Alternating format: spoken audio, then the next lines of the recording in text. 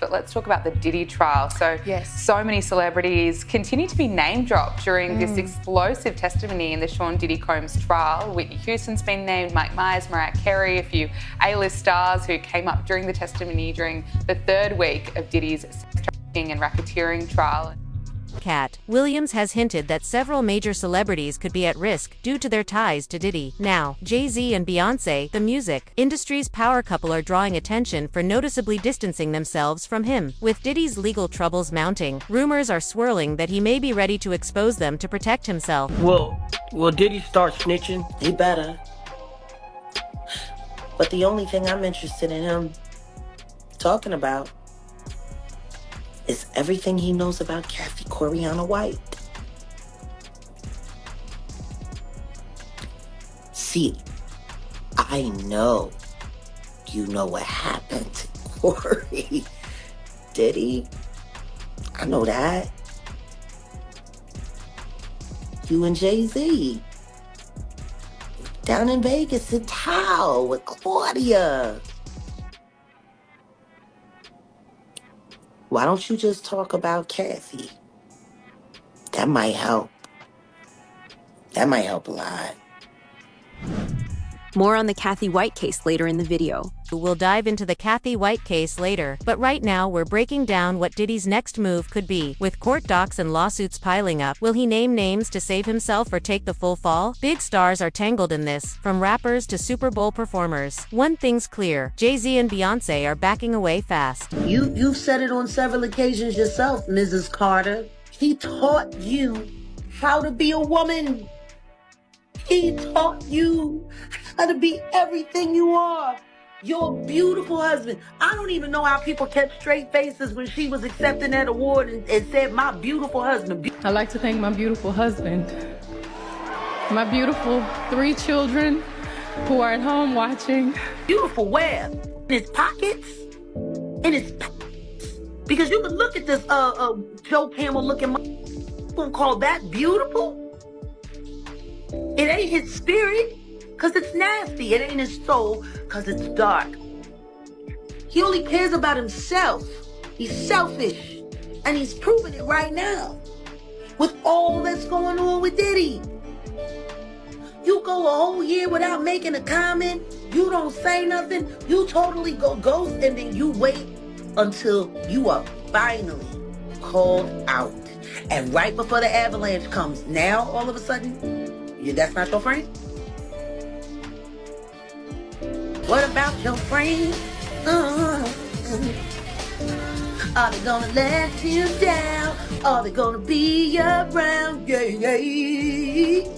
3 Jay-Z and Diddy go way back. From early collaborations to building billion-dollar empires, they were often seen together, with Beyoncé also in the mix attending Diddy's parties, working on music, and appearing courtside. But now, as pressure mounts, it looks like Jay and Beyoncé are pulling away. Some believe they're distancing themselves, or even setting Diddy up as he becomes a growing liability, something Jay-Z's been known to do before. Jaguar Wright told us that Diddy was being set up by Jay-Z. And this is the one thing I never forget, because she said, how do you guys not see the lineup? Jay-Z has lined up person after person over the years to stay #1, and he's not doing shit different than all of these other people like Diddy and R. Kelly. The first person she named in this lineup was D. Haven, and D. Haven and Jay-Z were childhood best friends. And D. Haven has spoke out against Jay-Z for years, saying that he believed that Jay-Z set him up with the feds to get arrested. Jaguar Wright also listed Big L, and Big L is who gave Jay-Z his start in the hip-hop industry, and then Big L was randomly murdered. And then Jaguar Wright talked about Jay-Z setting up Dame Dash and everything that he did to him during the Rockefeller days, and even said that Jay-Z took his love Aaliyah, and I mean by living her. Jaguar Wright explained that the only reason that Jay-Z treated Dame Dash this way is because he was so mad at the fact that Dame Dash got Aaliyah and that Aaliyah didn't want to be with him. And the crazy part is Dame Dash even confirmed this and talked about it. The most fucked up shit was Aaliyah dying. That was the most fucked up shit. And all the shit I had to deal with that. You'd be surprised how people act when they think you're hurt. That's when they really start trying to make moves on you. But that's when they try to make moves on you? That's terrible. You remember that when that time I was beefing in Def Jam and shit? Like when I was, they got that tape of me flipping on Kevin Lyles, and they made that meeting to do some shit behind my back. So that's when they go. And, you know, business is ruthless like that. Life is ruthless like that. Jay was trying to get at her as well, and I didn't know. And then it got brought up, and I was like, both of y'all. But it never worked out for them, and we were both like trying to get at her. I kind of eased up, but then we ran into each other. It's a long story. Was he bitter? Obviously. Yeah, he felt the way. The true reason of Rockefeller's breakup. But everybody knows that shit. One of our last texts before she went there, because she couldn't text from there, and it was the BlackBerry at the time, was I don't like the plane. And I literally was like, don't get on it. I literally was like, don't get on it. But it was like, we were squashed. For there have long been rumors that Jay-Z may have had hidden motives involving Aaliyah, with some speculating his interest in her caused behind-the-scenes tension, especially as her rising fame could have threatened Beyoncé's early career. While there's no solid proof, the timing of events has sparked fan theories. Still, these claims remain unverified and should be approached with caution, especially given Aaliyah's tragic passing. Spoke about all of this, that Jay-Z is the one that set this up to happen because of his jealousy, to move his friends out the way, and to also help boost Beyonce's career at the time. And one part of what Jaguar Wright says gives me the chills is when Mary J. Blige was literally talking about Aaliyah's death, and she said that it was a and the way she explained it as Mary J. Blige being Diddy's girl and the woman that she was talking to being Free from 106 in Park, who allegedly had an affair with Jay-Z. The memory of Aaliyah. Yeah, this is my crew. You know, we put, the flowers to date everybody lives in. This, I don't even know what to say. I just know that was a murder. You know what I'm saying? That was a spiritual murder, whether people know it or not. Because God don't kill people. You know what I'm saying? Whether people know it or not. And I could go deep, but a lot of people I would have to really bring home. You know what I'm saying? For what I learned. And she just was cut down in the prime of her life. And it's so unfair. And it wasn't time. You know what I'm saying? It wasn't, I believe it wasn't her time to go, because from what I know, it ain't supposed to go down like that. And just simple obedience, like, your gut always won you. Just that your gut never lies. Then she explained how Jay-Z set up R. Kelly because he really wasn't doing anything different than what R. Kelly was doing. Jaguar Wright said that she believed that Jay-Z was the one that was behind making Surviving R. Kelly because his best friend, Dream Hampton, is the one that produced and made Surviving R. Kelly. As you can see, Dream Hampton is an American filmmaker, producer, and writer, and her work includes the 2019 Lifetime documentary Surviving R. Kelly, and she also co-wrote Jay-Z's 2010 memoir Decoded. And Dame Dash said one of the reasons why he hated Jay-Z so much is the fact that he continued to work with R. Kelly after knowing everything that R. Kelly did to Aaliyah. He went on to do the Best of Both Worlds tour with R. Kelly after this, and this also caused more of the Dame Dash and Jay-Z feud that we saw.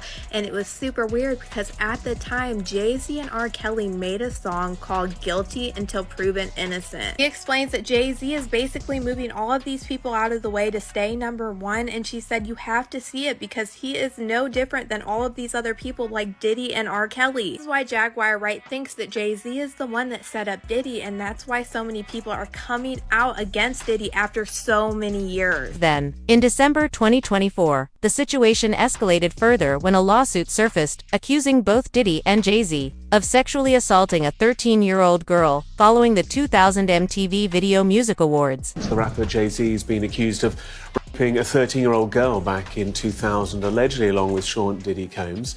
Our US correspondent Martha Kellner has more details. This civil suit was originally filed back in October against Sean Combs, better known as P. Diddy. It has now been amended to also include allegations against Jay-Z, whose real name is Sean Carter.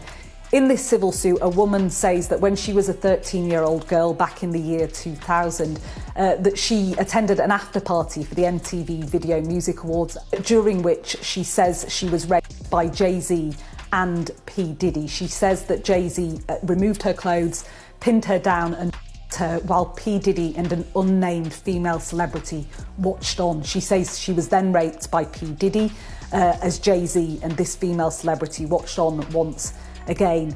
Jay-Z has dismissed in a lengthy statement these claims as idiotic. He's also attacked the character and legitimacy of the lawyer who has brought these claims. In his statement, Jay-Z directly addresses that lawyer. He says, "These allegations are so heinous in nature that I implore you to file a criminal complaint, not a civil one. Whomever would commit such a crime against a minor should be locked away. Would you not agree? My only heartbreak is for my family. My wife and I will have to sit our children down, one of whom is at the age where her friends will surely see the press and ask questions about the nature of these claims and explain the cruelty and greed of people. My heart and support goes out to true victims in the world who have to watch how their life story is dressed in costume for profitability by this ambulance chaser in a cheap suit." The wife, which he refers to, is of course Beyonce, whom he's been married to since 2008 and been in a relationship for much longer than that. As for P. Diddy, he's currently in prison in New York awaiting criminal charges for sex trafficking and racketeering. He faces more than 24 civil lawsuits. Both men denied the allegations, with Jay-Z calling them idiotic and false, accusing the lawyer of blackmail. In February 2025, the woman dropped the lawsuit, admitting Jay-Z hadn't harmed her, and saying her lawyer pushed her into it, something the lawyer denied. Still, the damage was done. Jay-Z fired back with his own lawsuit, calling it a setup meant to ruin him, and revealed his family had even received death threats. But that wasn't the end of it. Miss Beyonce Giselle Knowles Carter just donated $100,000 to the Busby alma mater. Oh. Yeah. Beyonce? Yeah. Interesting. That Mrs. Knowles, because she's now dropped the Carter, and yeah, she's yeah. What's going on? She's just listed in Forbes, and now she's donating to her husband's arch enemy's alma mater in Houston, Texas, where all of those families consort and know each other and country club together and go to Joel Osteen services from time to time. Yeah. Oh, man. Interesting. I think Jay-Z and Beyonce is about to give us War of the Roses 2.0. Matthew Knowles has been auspiciously quiet. Wonder why. If anything goes down with the Carters, it goes down for the Knowles because they live off of what's generated from that marriage. Definitely. They're very quiet. Or maybe Tony Busby's just doing all the speaking for them to make sure that their daughter can break away, maintain some symbol of, oh my God, I didn't know he was a monster. I will survive. Books, tours, terrible remixes, new, footwear lines and all of this. And yeah. If Beyonce is trying to burn the Jigga Man before it her brain completely, this is going to be delicious. I think they're just as grubby for what they done to R. Kelly and then give Jay-Z a fluff ball interview. Where's Gail? Where's Gail? Why Gail ain't got no interview for the Carters? They're such good friends. Hey. Where's Gail? What, she trying to keep the bread away from Oprah before she passed out on the Ozempic again? I don't know. Where is it?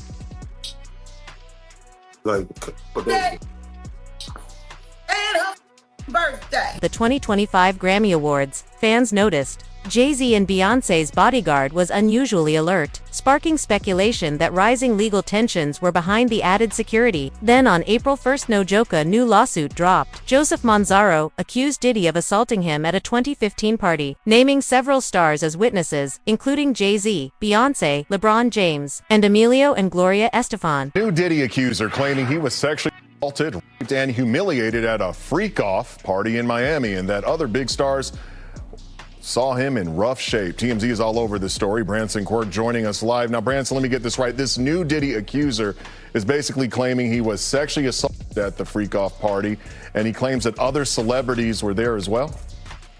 Yes, exactly. In this lawsuit, it's important to note that these names are not being sued, but they are named as witnesses inside this lawsuit, those names being Jay-Z, Beyonce, Gloria Estefan, as well as LeBron James.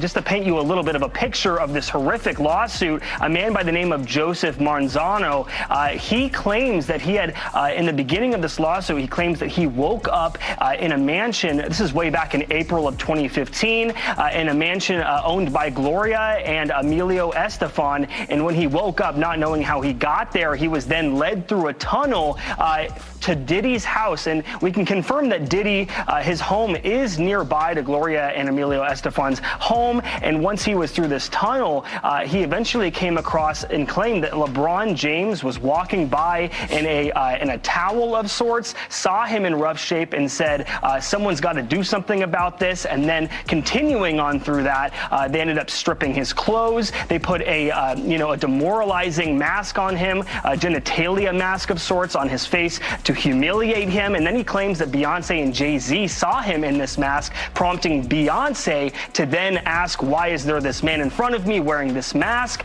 And then claims that going forward, he doesn't remember too much more. And he said that he was drugged and everything. So just given all of these facts, I mean, there is an alibi. TMZ did do some research.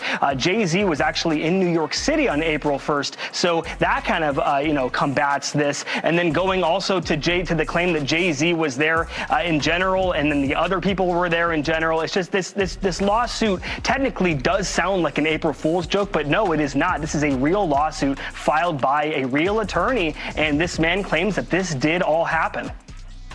Yeah, well, worth mentioning, Diddy is innocent until proven guilty. There's no proof that these celebrities were even at this party, and anyone can make up a false allegation against a celebrity or someone in the public eye to try and take them down, right? No, you're absolutely right. And honestly, too, we did a little bit more research. And April 1st, LeBron James, he was in town playing in Miami the next day. So people are also pointing to that as a fact that he may have been there the night before. But there's just so many details here that when you look at this entire thing, it almost looks kind of like a screenplay was written throughout, comparing to the other lawsuits here, because it's so similar to the other lawsuits. All right, thank you. And it's so easy to make a false accusation. To clarify, Marzano is only suing Diddy and Emilio Estefan, though he claims other stars witnessed the incident. As more lawsuits and accusations emerge, it's clear the Diddy scandal is rocking the industry. In week 5 of Diddy's sex crimes trial, more big names surfaced. A key witness, Mia, Diddy's former assistant, returned to the stand on June 2nd, repeating claims of abuse during her time working for him.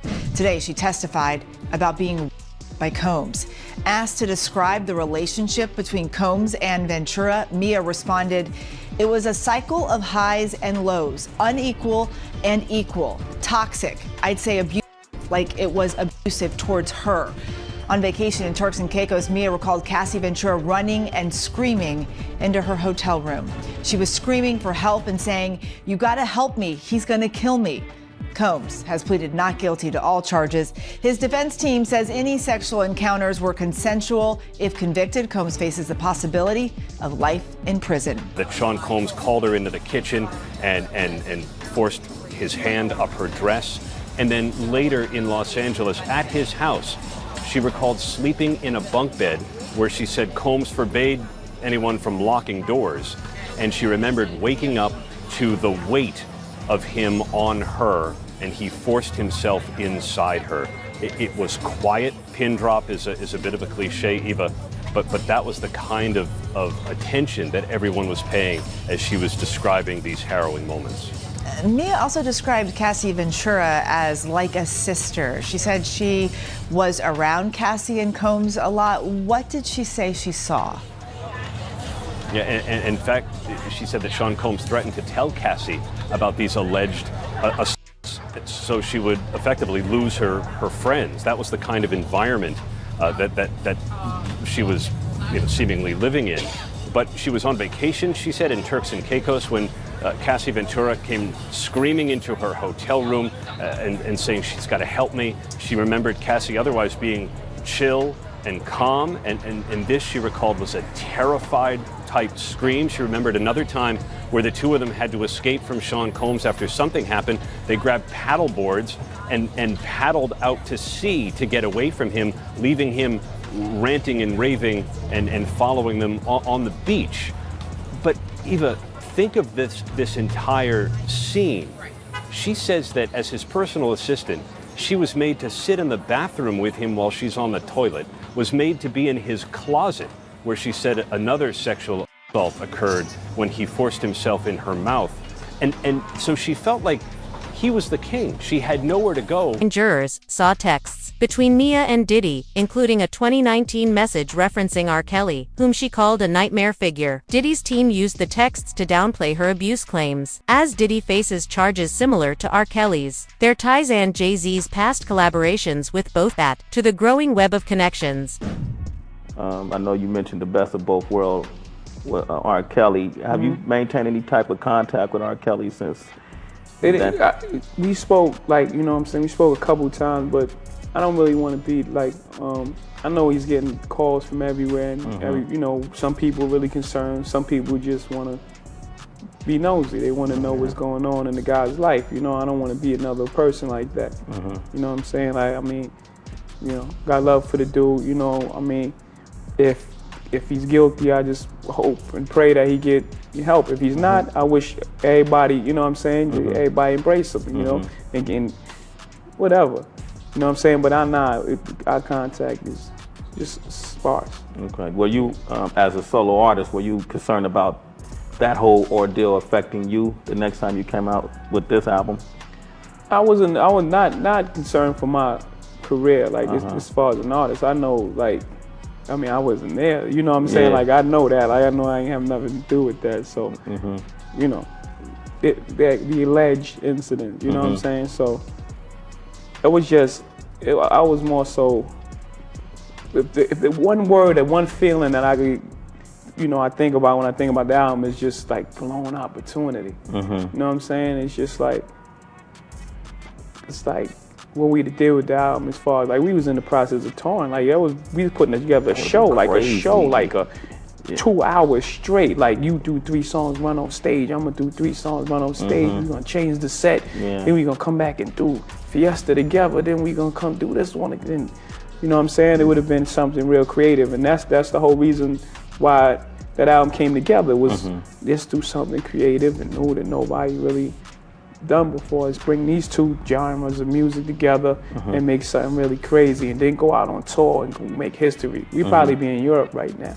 Yeah, that would have. Yeah, they would probably have 4 legs on that tour. That would have been a beast. Could have been 5 legs, you know. That's definitely. Federal prosecutors have revealed even more disturbing claims against Diddy, alleging he used threats, violence, and his music empire to control and silence women. They say he forced women into multi-day freak-offs, using drugs, guns, and intimidation to keep the abuse hidden. Photos of Diddy's freak-off evidence was just released. And these are all the photos from the hotel room that the feds raided when they arrested Diddy. We have to start out with this clonazepam, because you know your girl be deep diving, and this medication bottle that they found has the name Frank Black on it. Cassie Ventura said in her testimony multiple times that Frank Black was Diddy's alias that he would use during these freak-offs when getting hotel rooms and more. Now, there wasn't a doctor that we could see listed on this medicine bottle, but you know me, I went and did some digging on things that I could find, and we are about to get into it, but I do want to touch on one crazy thing. Now, if you didn't know, clonazepam is an anxiety medicine, and it can also be used to relax tense muscles.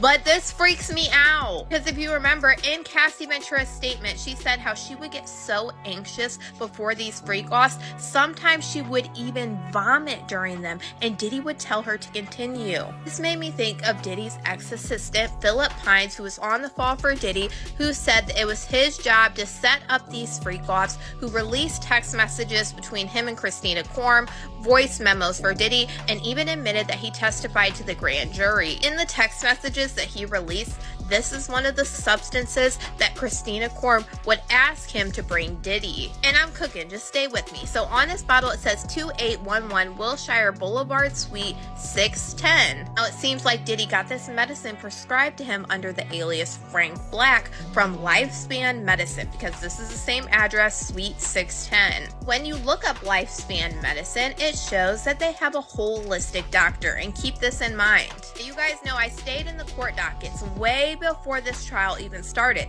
and one of the things that Diddy was arguing is that he wanted all of the evidence thrown out from the search warrants of his home, but the government said that they had more than enough probable cause from all of these people listed for all of these different things, including narcotic offenses. Just all of these people listed right here were enough probable cause to charge Diddy with narcotic offenses. A-list Assistant One up at the top is being one of these people that corroborated this information with another person known as Producer One. They said Assistant One and Producer One's information corroborated each other about narcotic offenses, and I believe that these two people are Philip Pines and Little Rod Jones, because both of these people worked during the Love album era. Federal prosecutors are now investigating whether transporting people for these so-called freak-offs could lead to trafficking charges. With each new witness, the case grows darker. Will Diddy finally face justice, or will his decades of power shield him from the fallout? Share your thoughts in the comments.